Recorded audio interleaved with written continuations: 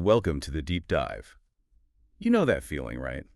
You stumble across an online shop, the deals look amazing, almost too amazing, and you're hovering over that buy button thinking, is this legit?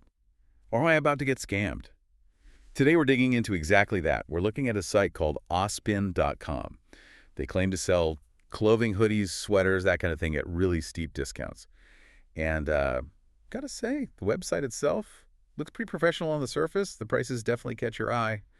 But yeah, how do you tell if it's real? That's exactly what we're trying to figure out here. We're diving into our source material for this one, which is mostly a YouTube review from a channel called Xguide. And our mission really is to pull apart what they found, spot those red flags, those telltale signs, so you can build up your own sort of mental checklist for when you're shopping online. Okay, great. So Auspn.com looks good, promises big savings, but Xguide pointed out some issues pretty quickly, didn't they? Starting with something technical? Yeah, the domain registration, that's basically the website's address lease, if you like. Right. What was weird about Auspn's? Well, two things jumped out in the review. First, the domain itself was registered really recently. And second, maybe more importantly, it's set to expire in just a year. Only a year. Exactly. And you have to ask yourself, right, why would a serious business, one that wants to build trust and keep customers, only register its main online address for the minimum possible time? Doesn't sound very long term. It really doesn't. It's actually a very common sign with these pop-up scam stores.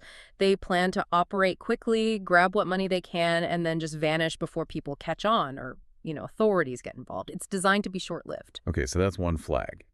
But Xguide didn't stop there. They also looked hard at the prices themselves. This is where it gets really interesting, isn't it? Oh, absolutely. Those super low prices, the massive discounts splashed everywhere. They're not just about offering a deal. Psychologically, it's a hook. It tries to get you excited and maybe override your usual caution because the bargain feels so good. It plays on that instant gratification thing. Makes sense. Get people to buy before they think too much. Well, precisely. And then beyond the pricing, the review highlighted a big lack of transparency, like basic stuff. What kind of stuff? Well, try finding a verified physical address for Auspned.com or a working phone number. According to the review, good luck, customer support. Apparently pretty much non-existent or totally unresponsive. So no way to contact them if something goes wrong. Effectively, no, which means zero accountability, really. If there's a problem, you've got nowhere to turn. And it sounds like there were problems. Yeah. The Xguide review mentioned actual buyer experiences, and they weren't good, were they? Not at all. It's pretty much what you'd expect, sadly. People reporting orders just never showed up. Nothing. Just gone. Or they get fake tracking numbers, the kind that look real but never update or lead to a dead end, just a stalling tactic. And for those who actually did receive something, reports of really poor quality items, stuff that looked nothing like the pictures online. Some even said they got completely the wrong thing altogether. Wow. So like you order a hoodie and get a pair of socks or something? Could be anything, yeah. The point is, it's not what you paid for. And tying this all together, these aren't just isolated incidents. They're classic signs of a fraudulent setup. And it's not just about losing maybe 20 or 30 bucks on a dodgy sweater. The bigger picture here is about protecting your financial information.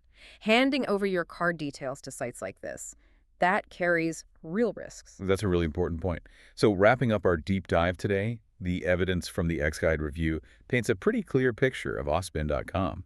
It seems to tick a lot of boxes for a scam operation. Definitely. The recent short-term domain, the too good-to-be-true prices, the lack of any real contact info, the terrible buyer reports, it all lines up with known scam patterns. It's a good case study in why we need to be careful online.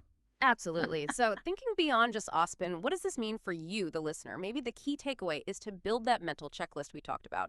Next time you find a site with amazing deals, take a beat. Ask yourself, how old is the domain? Is the pricing realistic? Can I easily find and verify their contact details? Is there reliable customer support? A few critical questions like that, using the kinds of insights we've discussed, could save you a lot of trouble. Think of it as your own personal scam filter.